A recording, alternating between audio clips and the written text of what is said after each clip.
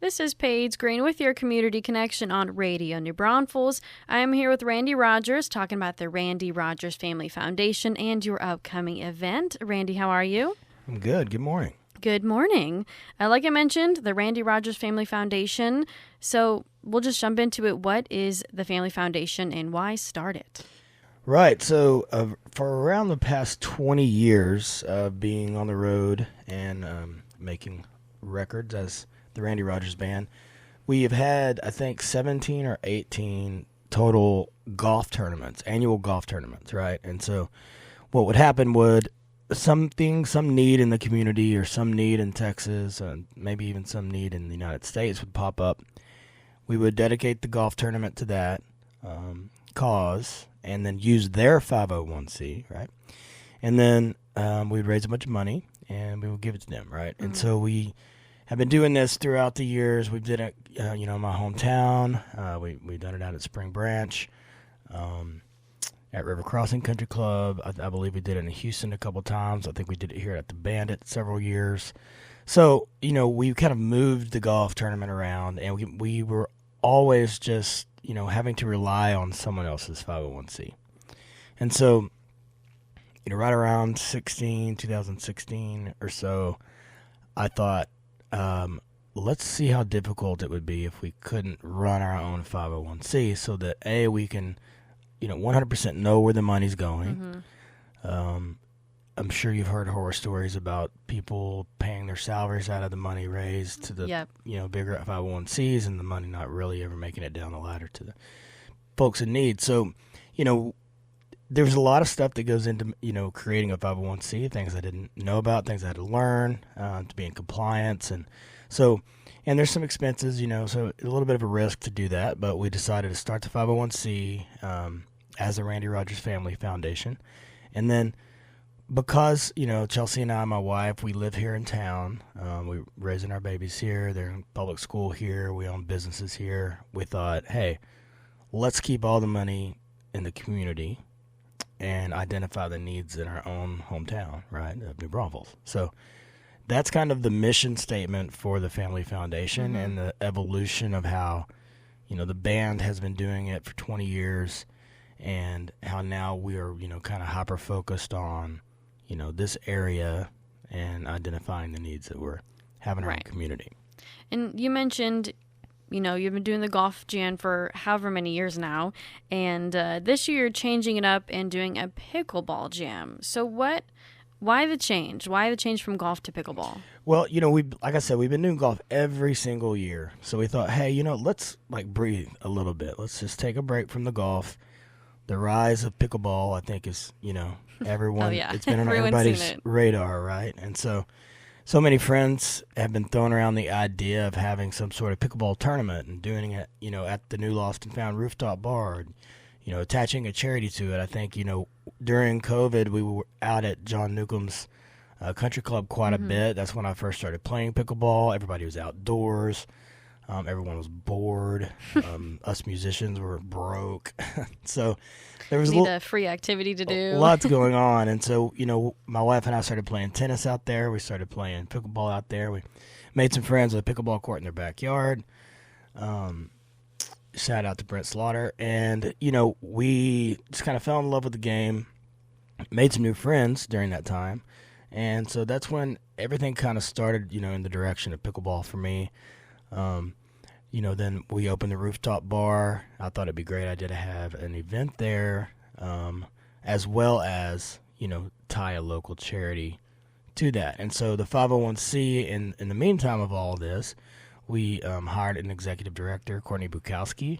And so we actually have manpower now. So we have somebody to kind of take the load off of what at one point was just my buddy Drew Farr, myself, and my wife kind of making all the calls and the decisions and, everything that goes along with it, right? And we were having to outsource that.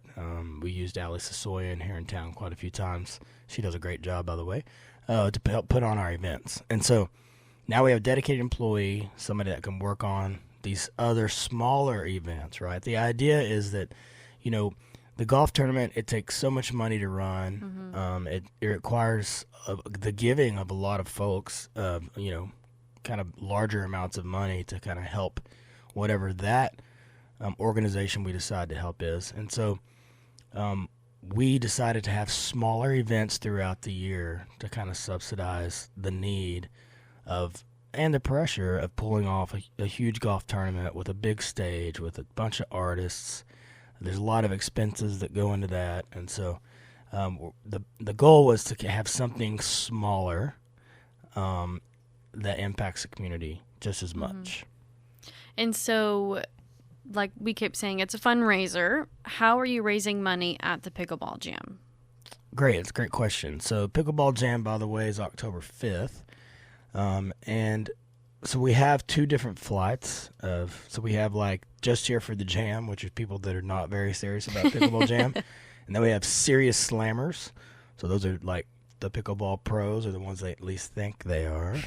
And then there's another slot for a separate entry, 36 teams for that. That's one and done showdown. So you just play, one game and then you move on, kind of like a single elimination bracket, right? And so there's 24 teams in each of those, the just here for the jam, serious slammers, and then 36, like I said, for the one and done showdown. And then, of course, like I said, there's reserve seating, $100 gets you a chair. Standing room only $50 for the jam, because there is actually going to be live music. So I'll be up there. Some of my bandmates will be with me. A couple bigger names that I don't know that I can announce just yet because of their radius clauses on their other shows in the areas. But and some up and coming people that I always like to bring up there. One I used to like to bring up all the time was William Beckman, and now he's a big deal. There you go. Check that out. He's a big deal. So, I try to always, include those younger guys around town, too. So there'll be some of those there.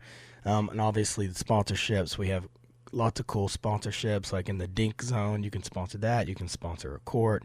A lot of things have already been snatched up on the sponsorship level. That's what I would like to say. Thanks to our leadoff sponsors, Tito's Handmade Vodka, Staunch Traditional Outfitters, GVTC Communications, Frost Bank, Iron Oak Apparel, 1900 Wealth, Love Story Boutique, Fuquay Inc., Casa Roofing, and the Josh Abbott Cares, his family foundation.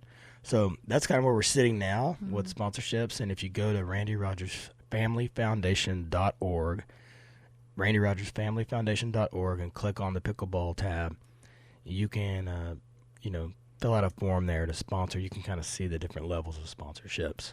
And there are teams and sponsorships still available for October 5th. There are, yeah. I would say it's about halfway full at this point. So if you do want a team, and I know a lot of my friends are kind of late risers, they need to go ahead and get on there. Get on it now. Yeah. Don't want to miss out. Because the team is only like $120. I mean, it's going to be a fun day. And all the food and everything's going to be done by the Lost and Found. So it's actually, the event is in the Park House parking lot. So the new building, if you're looking at the Lost and Found rooftop bar to the left, with the parking lot in the back of that building, that's where the courts are going to be. Oh, okay. So there's going to be 4 temporary outdoor courts. And we are playing on asphalt. Someone asked me that. It is going to be on asphalt, but it's pretty level back there. And everybody's going to be on the same level playing field. And by the way, this is for charity. All you serious slammers out there, you're going to Don't take it too seriously. Yeah, you're going to be just fine. So I actually saw this whole thing go down. We were going to dinner one night in San Antonio, and we were walking downtown, and they had all these pickleball courts set up, and there were just 1,000 people down there, and they were having live music, and there were vendors, and so much was going on around it. There were, even kids playing on little courts, and it was just like, wow, this is a great idea. So I kind of ripped this off. I can't take, 100% full credit for it.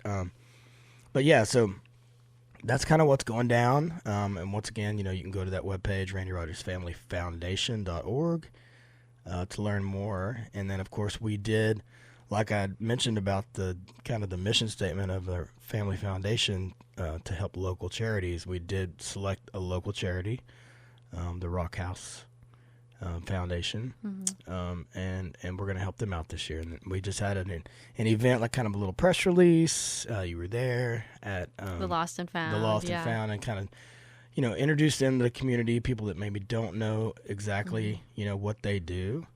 And, it was a really great event. It was the first time we actually had a press release to announce a, beneficiary. Yeah. So, but it worked out really great. They're an organization whose mission is to support individuals with intellectual and developmental disabilities, IDD, and their families. And their families, that's the big important part of it, right? Because they're adults, and sometimes you don't know where to go, right? And so there's resources, there's opportunities to fulfill just a wonderful life. And they do so much in the community for those folks. So we wanted to make sure we get behind them and we support them. A lot of times, as you know, with charity things, it's hard to raise money for an adult with a disability. It's really easy to raise money for a little kiddo that's going through something hard. It just tugs at your heartstrings for whatever reason. But Absolutely. There's so many families in our community that need the support that the Rock House actually does give. And it's unique. It's one of a kind. And their mission statement, the people there, wonderful people. Their building now is there behind the old Lamar Elementary, and we're actually going to go do like a work day with them, which is going to be really funny. Oh, wow. Because I'm not very handy, but and I need these fingers. But yeah, hopefully keep all 10. Yeah, we're going to have a great day with them, helping them out, and I'm interested. And through the years with whether it be the Comal County Crisis Center or connections here in town. I've always tried to be hands-on and tour the facilities and really get to know the people that are there, that are working, and just try to figure out how we can help beyond the, golf tournament or the pickleball jam. And so, I've met a lot of great people in our community, even Hope Hospice, those folks. And so, I think what's good about living here is that, you can see the opportunity to help arise almost like instantaneously, right? Because our network is pretty wide now, and people know, hey, like if I need some help, please do reach out to our family, foundation, and we'll do the best we can with what the resources we have. So, and you mentioned what are some of the organizations that you've supported in the past? You mentioned Connections, the Crisis Center. Those are all from New Braunfels, but are there any more that you'd like to list or just talk about? Well, our guitar player, Jeffrey, his dad had Parkinson's. We helped out the Parkinson's Foundation, and he was actually living in Houston at the time. There was one time a tornado ripped through my hometown, and that was actually one of my all-time favorite things we supported because it was just one family. So it was like one of those you hear about all the times when tornadoes hit, right? It's like everybody else's house is fine, and this one single mom's house was gone. Right. And so we came in and did an event for her, and we actually, the little boy was like 7 or 8 at the time, and I've kind of watched him grow up now, right? And so I know for a fact that the money that we gave and the people that supported that event impacted that life. And so a lot of times, I do much rather enjoy helping the smaller foundations out. Absolutely. Smaller, identifying smaller needs because you can actually see the immediate impact that it has. And so, Rock House kind of fits that category, right? They don't have the greatest budget, right? They don't have the strongest support. And so it's nice because we'll be able actually to physically see the changes in their building and the programs that they have because of the support that the community is going to give this event. And we love the Rock House Foundation. I've interviewed Bill Barry a few times, and we had our bingo and brew, and we've had a couple of things support them as well. So we definitely love the Rock House Foundation here at the radio station. And this is talking about the Pickleball Jam Sunday, October 5th. That'll be in the Park House surface lot right next to the Lost and Found. You can still get your team registered or sponsor at randyrogersfamilyfoundation.org. Randy, is there anything else you would like to add? I love New Braunfels. Can't say it any better, really, myself. Thanks for joining me today for Community Connection, and that is your Community Connection on Radio New Braunfels.